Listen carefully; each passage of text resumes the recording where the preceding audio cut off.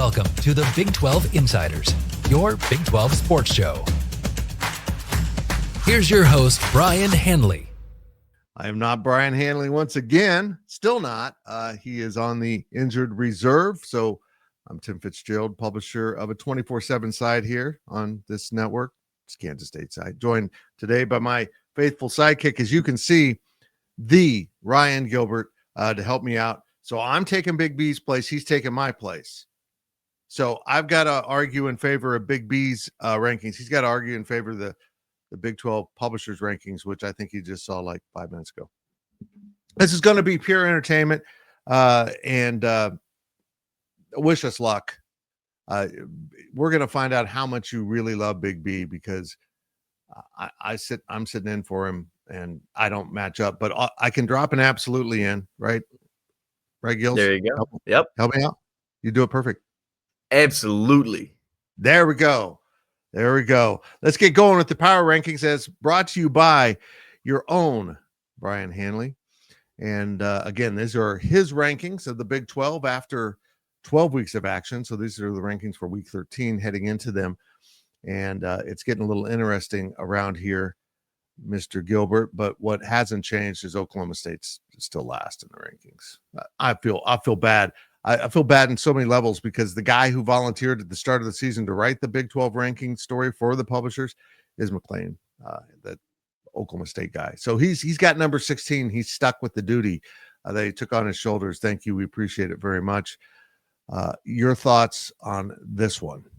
At least it makes his job easier, right? If you're McLean, it's just 16 every week. And so, yeah, I mean, it's been an ugly year and haven't won a game in the conference. So it's kind of tough to not have him anywhere but last. So it's been a disastrous one, which is so uncharacteristic of the Cowboys and Mike Gundy, but that's where they are.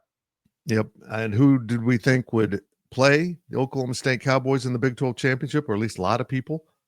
Utah Utes, and they're number 15. That's just, I mean, that fact alone just says all you need to know about the Big 12.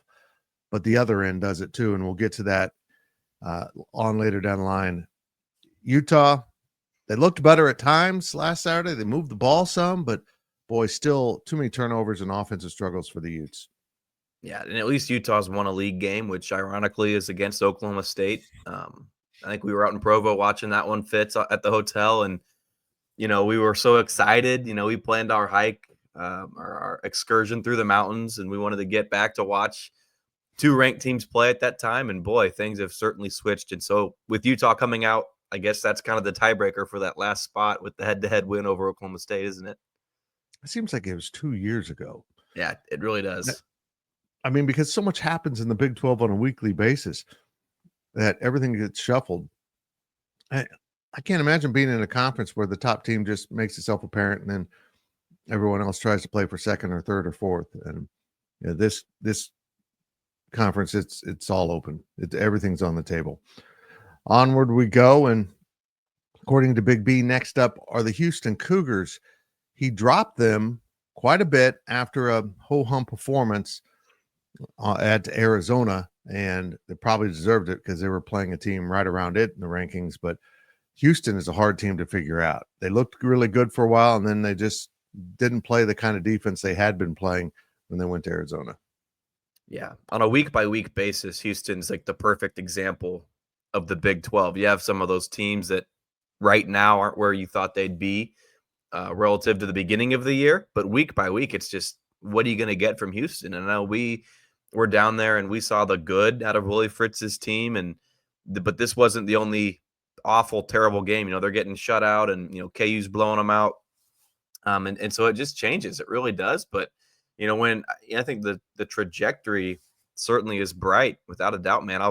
I'll buy stock in Willie Fritz right now, but it's just too unpredictable. So having them just a notch above those two bottom teams, Oak State and Utah, I think is fair. But we've also seen the good out of them. There hasn't been much good out of Oklahoma State and Utah at all. At least we've seen some good stuff out of Houston. I agree with that. And a team that is really hard to figure out is Arizona. They're next on the list, ahead of Houston because they just beat them, but also a program that we expected to be near the top of the Big 12, hanging out at the bottom of the conference. And there's already talk in Arizona of a coaching change. after not even after one full year. Boy, this has been I got to say that of all the programs that have taken it on the chin, Arizona, this is an awful scenario. They have an unproven coach and now an unproven program, and they have to face the music and figure out what to do.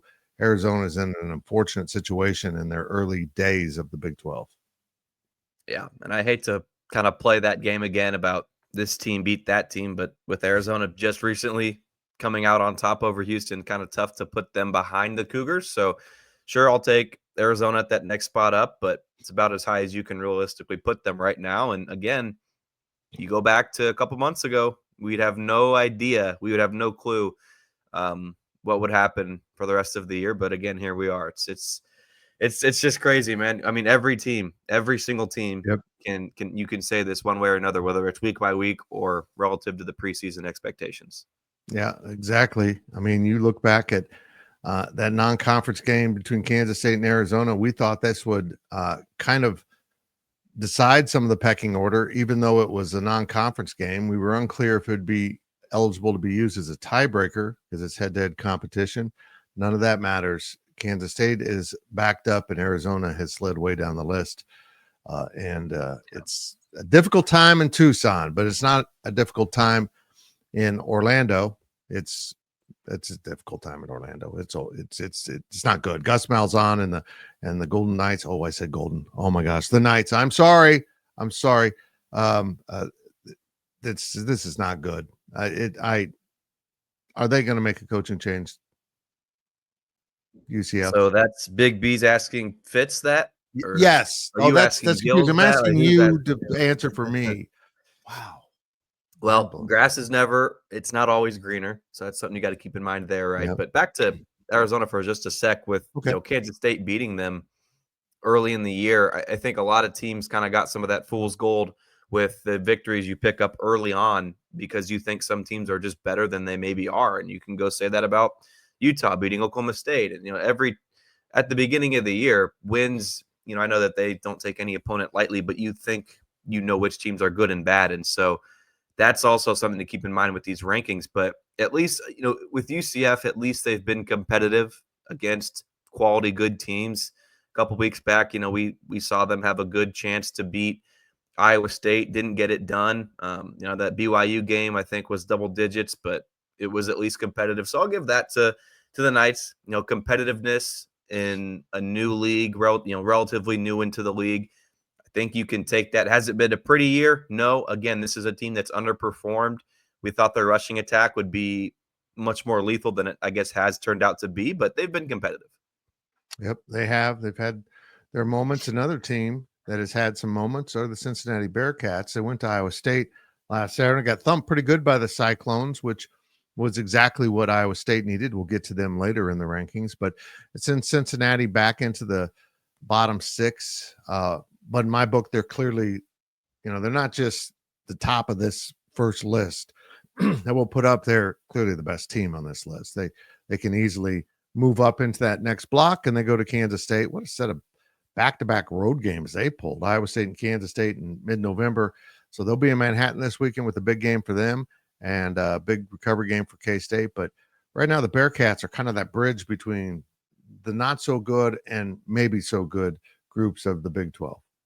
Yeah, I would ask you to come back to this one next week, and I can really give you a true answer on Cincinnati, but I won't be in Manhattan. I'll be out in Paradise covering hoops. And so, but with, bring it up. Since Cincinnati has lost 3 in a row, and so I get it. You want to have them drop, but best of the worst of the best, whatever you want to say, they're kind of right there in the middle.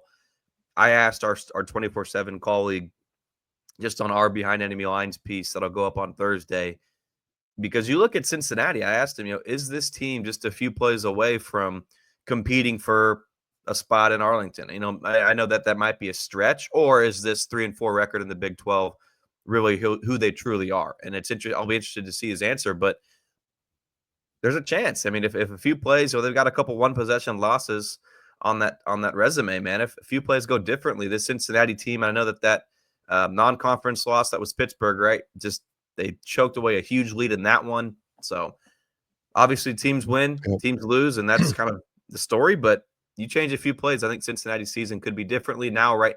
Certainly at this moment right now, though, they're on the downward trajectory with those losses. I'm telling you what, there's two teams in the Big 12 kicking themselves over those Pitt games because they had them both beat, and Pitt came back and won both of them, and now it's affecting possibly their opportunity to go to a bowl game.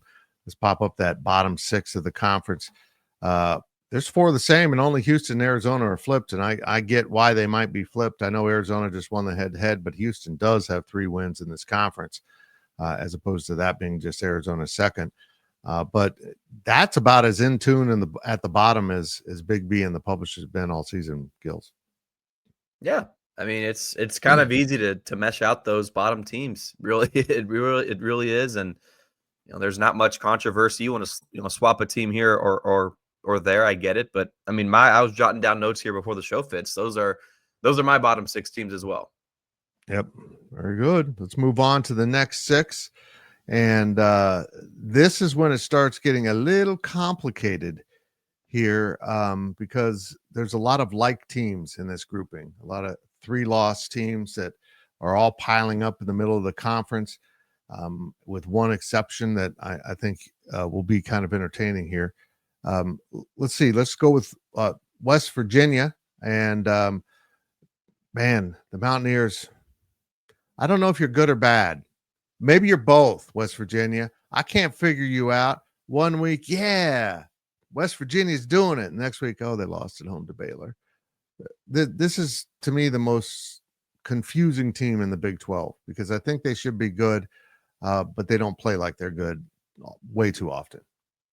You mentioned there, yeah, those good moments can be great, Fitz, but West Virginia doesn't really have any impressive quality wins inside of the Big 12. And so you look at teams, they're going to lose games, they're going to drop games, but West Virginia, when they've looked good, I don't know if I can fully 100% buy that, just simply because there's no real true good impressive wins on that Big 12 resume.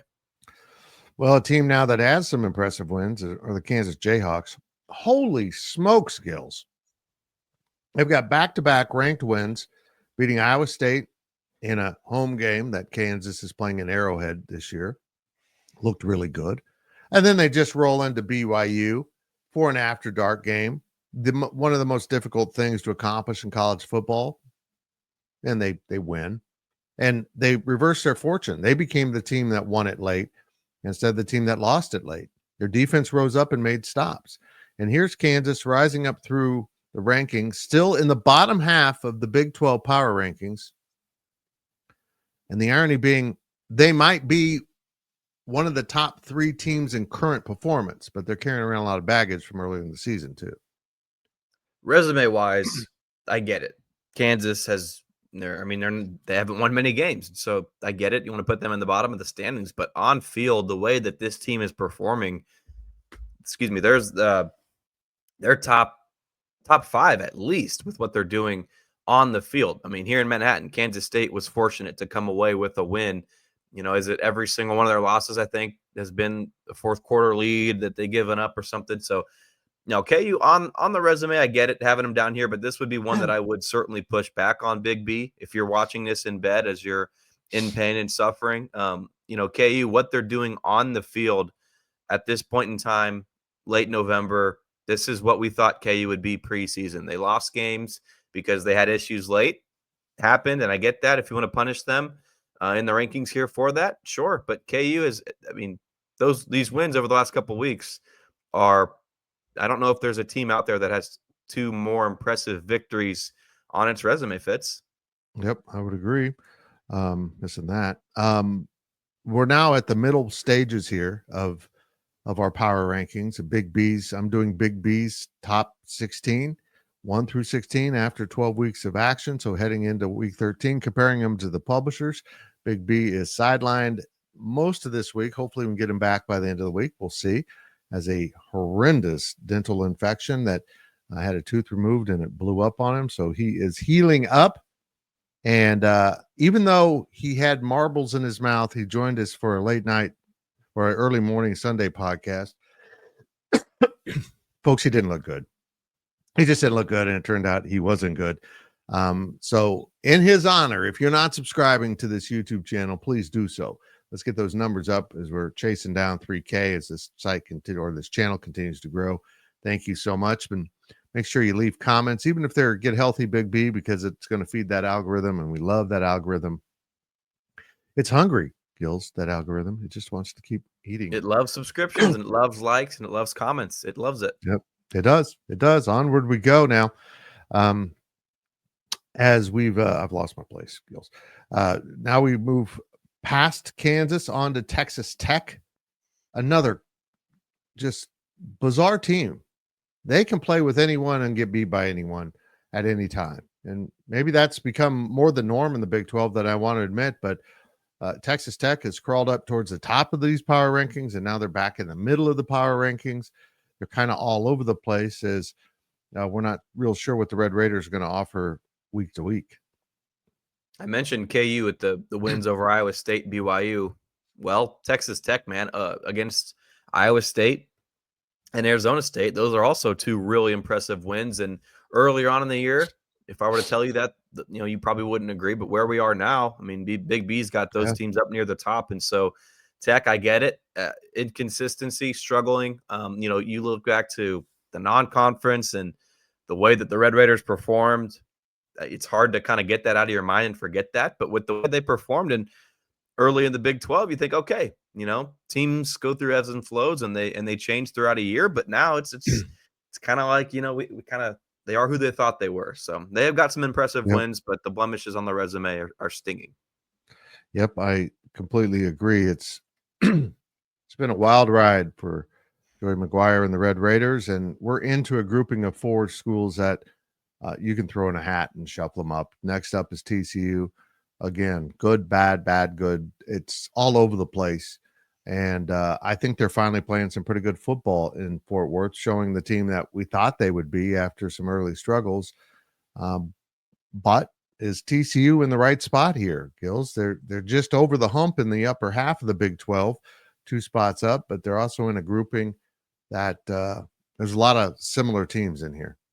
TCU is just an average team in the Big 12, right? And I think it's very similar to like Baylor and Texas Tech, teams that Kansas State hasn't played. We haven't gone in depth on and covered in a game. So, maybe we're not as familiar with these teams right here that are just sitting in the middle of the pack. But TCU is just kind of from the outsider's perspective, not following them for a game. They've just been kind of middle of the pack, average in the Big 12, kind of take care of business, have a slip up, have an impressive win. Story of the Big 12. Yep, exactly. At number 6 is Kansas State after losing at home to Arizona State. The Sun Devils proved their worth, got it done in a game that most of us thought K-State would win. They'd bounce back from that Houston loss and then a bye week, and they actually looked worse. Ryan Gilbert. If I look at this now and I back up and I let what happened soak in, I can justify K-State being much lower on the list, and I could probably also make an argument for K-State being a notch higher. That's how confusing K-State is. We covered them, and we don't know what to do with them. We have as much insight as anyone on the type of team this is, and we don't know what to do with them because we can't figure them out. It's kind of a little microcosm of the entire Big 12 and how confusing covering these teams can be. I mentioned the resume and the on-field performance with KU, and I think K-State's just the exact opposite. You only have 3 losses on the year. The resume is not bad. You probably have the best win in the conference at Colorado. But the last 2 weeks, it's just impossible to deny what Kansas State's going through right now. And Chris Kleiman dealing with some stuff off the field. If that's is it a direct impact? Is it impacting his locker room directly, or is it just kind of he's distracted and I don't know what the true root cause, the issue of these struggles are, but K-State's not adjusting to what opponents are doing to them and schematics and all. You can go kind of play calling all that stuff down the line. K-State's just not a good football team. So I would have Kansas State much lower right now. For the Cats to be favored by more than a touchdown on Saturday against Cincinnati, that's a lot of points for me, given what we've seen the last couple of outings from Kansas State. You play Houston and you struggle on the road. That's okay. You can look past that, but in back-to-back weeks when you struggle, it's time to start getting concerned. Yep. I totally agree. Right ahead of K-State is a team that just won't go away. we've talked about Dave Aranda all season on this show and how his teams have remained bought in. His team has remained bought in with what's happening. Even after that horrendous loss at Colorado, they should have won that game, and the coaches lost it. I mean, granted, the players didn't perform well, but they didn't put a good defensive formation on the field, and Colorado won on a Hail Mary. That one's got to sting with Baylor, because if that one's flipped, they're right in the middle of the race to be in the conference championship. But boy, shout out to the Baylor Bears and the work they've done in making something out of this season. They're now number 5 on Big B's power rankings, and that's impressive. Yeah, Fitz, I'd have a hard time getting them up into that first tier of teams, but they're hot, man. I mean, they've won 4 in a row. Baylor's hot. So if they can keep winning, man, Big 12's crazy. I think if you're Aranda, you just say, hey, keep winning, see where the cards may lie at the end of the league, at the end of the season. I think it's probably unreasonable to expect a Big 12 title, but teams lose ahead of you, you keep winning, you never know what can truly happen. But they're hot, man. They're hot right now. Okay, we've got the bottom 12 of Big B's list, and let's compare them now to what the Big 12 publishers on the 24/7 Sports Network have offered. And here we go. After 12 weeks, heading into week 13, the publishers actually have Kansas State a notch higher, which is interesting. And that's the only difference. This is the closest the bottom 12 have been in being similar. There are 8 common picks here, and the others are just 2 schools flipped. So it's obvious who the top 4 are. It's obvious who the bottom 12 are, and it's pretty much obvious what the general pecking order is, Gills. Yeah. How the teams are playing right now, kind of what I just harped on. I would swap Kansas State and Kansas, Fitz, to be honest with you. And again, I'll say it again, resume-wise, sure, keep that where it is. But Kansas State and KU play right now. I don't care if it's in Lawrence, Manhattan, Kansas City, Africa. I'm taking KU just because KU's playing with a lot more of a chip on its shoulder.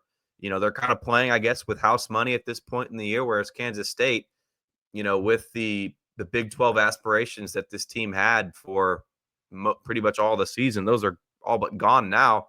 You know, what is Kansas State playing for? And internally in the locker room, you can find that motivation if this team wants to. I'm just not sure that will be there. Yeah, I totally agree. It's bizarre. We're going to learn a lot about where this program's at on Saturday. And those of us who are at the press conference on Monday didn't get a good vibe. So it'll be interesting. But Kansas State is on the outside of the top 4 and probably on the outside of the Big 12 championship race, as all 3 lost teams are in this conference. But it's still possible. A lot of chaos needs to ensue, and that chaos has to include Iowa State losing another one. They will have Kansas State next week, but Big B's got Iowa State at number 4. I actually agree with that. And I know most people would have Iowa State higher, but what have you done for me recently, right? 2 of the last 3 games have been losses for Iowa State. So, yeah, I don't know if Iowa State was ever very truly dominant. I think Colorado, we'll get to them in a sec. I think that's kind of the only team that's flexed its muscles and truly been dominant. Iowa State's been a team like BYU that, you know, maybe can slip by and win some games, but you know, Iowa State, Arizona State, that's a tough one. I think you could put either one of those at 3 and 4. But Iowa State, man, what have you done for me as of late? You've lost 2 of 3. Having them at 4 is okay. Yep. They're in a good position. I mean, they need some help to get to Arlington, but they're still clearly in the race if they win out. And that help could come this weekend, because one of the schools that everyone's chasing is BYU, who all of a sudden are no longer unbeaten. Kansas took care of that last weekend, as we mentioned before. BYU tumbles from the number 1 spot, in which they've been parked for a while for Big B, and they're now at number 3, and they will face Arizona State next week, or this week, I should say, Saturday in Tempe. Let's just say it. Arizona State is number 2 on Big B's list. That game's enormous, and it's enormous for both of those programs. But if Arizona State would beat BYU, and that will be one of the spotlight games on Big 12 Insiders this week, we'll have the publishers on from those 2 sites, the other being Colorado and Kansas. And but if Arizona State wins that, all of a sudden Arizona State, BYU, and Iowa State, if they win, have only 2 losses, and we get into the Big 12 tiebreakers, and that's an adventure, Gills. We don't want to go there right now, do we, Fitz? No. How much time do we have? Yeah. Arizona State, man, I would have BYU above Arizona State right now, so I would not be on Big B's rankings there. But I can see where he's coming from. BYU's not been the most prettiest team to get to. Was it 9-0, 10-0? They haven't been pretty in their wins, and I think it kind of caught up to them against KU on Saturday, right? K-State, we were out there. BYU played a great game, but BYU was just handed that game, right? And they almost lose. They had close calls all throughout the year. So I would have BYU at 2 and Arizona State at 3. Again, Arizona State on Saturday against Kansas State. We're covering it. Kansas State shot itself in the foot more than anything in that game. And Arizona State deserves credit for the win.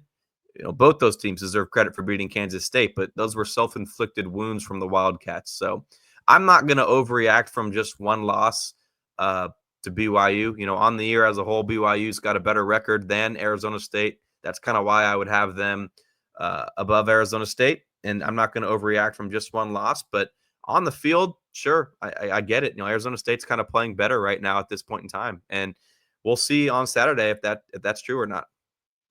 Well, there's no suspense to this. Number one's Colorado. By far, in terms of how they're playing at this moment, probably the best team in the Big 12, or are they? Is that Kansas? We're going to find out this weekend at Arrowhead as Kansas plays host to Colorado. I guess you could say that. It's in Missouri on an NFL field, but that's where Kansas is playing. Be interesting to see what the crowd looks like, because all of a sudden the Jayhawks are playing outstanding football. And by beating BYU, they keep their bowl hopes alive now. KU's at 4-6. Yeah, that's right. We're talking about a 4-6 team being the disruptor, but they have done that back-to-back weeks. This is a great pairing of games this weekend, and the TV networks proving they don't give a crap about the Big 12. Well, they did pick up both the games, and then Fox and ESPN promptly put them both at 2:30. So they're head-to-head against each other, which stinks for Big 12 fans. I think there's 4 games in total in that time slot, which double stinks. But Gills, it's going to be a very entertaining week of football. And let's bring up let's bring this up real quick with the final list, if I can find it, because there we go. There it is. A lot of sames. Ironically, the top 4 is the most different Big B has from the publishers.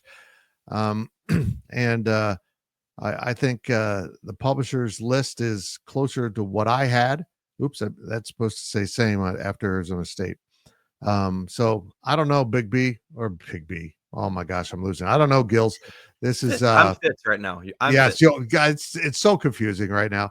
But this conference has gone from having a possibility of 2 teams in the playoff to the possibility of losing their bye to Boise State if a 2-loss Big 12 team makes it through and gets in. I mean, it could be scary. Right now, I think Colorado would keep that bye for the Big 12, but that would be kind of humiliating not to get a bye and lose it to Boise State. And Boise State, of course, benefiting from not really being challenged in its conference on a regular basis and being able to cruise through that Mountain West schedule. I'm with you. I think Colorado is the only team that the CFP would give that spot to, right? If BYU, even if they win those next 2 games, you lost at home to KU, right?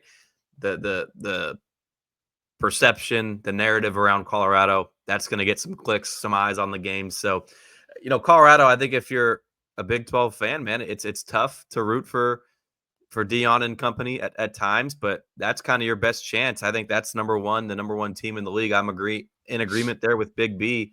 And if Colorado would have known sort of the blueprint that teams like Houston and Arizona State and even KU, West Virginia in the first half for that matter, if they had the game plan that those teams had, Colorado's probably coming out on top against K-State, but they kind of were one of the first teams to start loading the box and change things up on K-State. So they laid the groundwork for K-State struggles to begin, didn't they? Yep, they sure did. As this Colorado coaching staff has done a really good job this year. I would love to see Colorado play Nebraska again now, because Colorado would beat the living crap out of Nebraska. That is an anomaly as we now have come to see it. Colorado learned a lesson there that I think they've applied, and they don't need to back down. They don't need to be bullied. They can do that. They have started to do that with incredible line play on both sides of the ball as they're creating offensive opportunity and pressuring with that defense. Are they one of the top, 10 teams in the country? Probably not, but they are vying for the Big 12 championship. And wow, what a year it is in the Big 12. As we sit here right now, it's two former Pac-12 schools, BYU from out west and Iowa State, that are the top four most likely teams to play in the Big 12 championship. And this expansion has indeed shuffled the pecking order of the Big 12, but has also done it in ways we never imagined. Because if we had picked the two teams from the Pac-12 that would be good, that'd be Utah and Arizona, and they're at the bottom. And Arizona State and Colorado have floated to the top, along with BYU, that was picked way down the list this year after a bad season in Provo. What a crazy season in Big 12 football. Gills, any final thoughts? Okay, I didn't know if you were done. Yeah, I mean, it's been wild, man. It's been a wild season and unpredictable to say the least. I'm a avid NFL sports bettor that I think I can have some success with, but Big 12 football, college football in general, man, this has been a perfect example of why I don't like to bet on college football. It's just too unpredictable, and we've seen that week in and week out in this league. It sure is. It's a mess, but it's a glorious mess. It's our mess, and we love that mess. It's Big 12 football. We will be back tomorrow with a couple spotlight previews of those two huge games in Big 12 action. Hopefully Big B will rejoin us later in the week. We'll see how the big guy's doing, but until then, Big B, get healthy. And if you're watching and not subscribing, you need to question your values right now and go ahead and subscribe and feel better about yourself. Thanks for watching, everybody. I'm Fitz. That was Ryan Gilbert. We are out for today. Big B, thinking of you. Thank you for watching the Big 12 Insiders, your Big 12 sports show. This has been a Spirit Street production.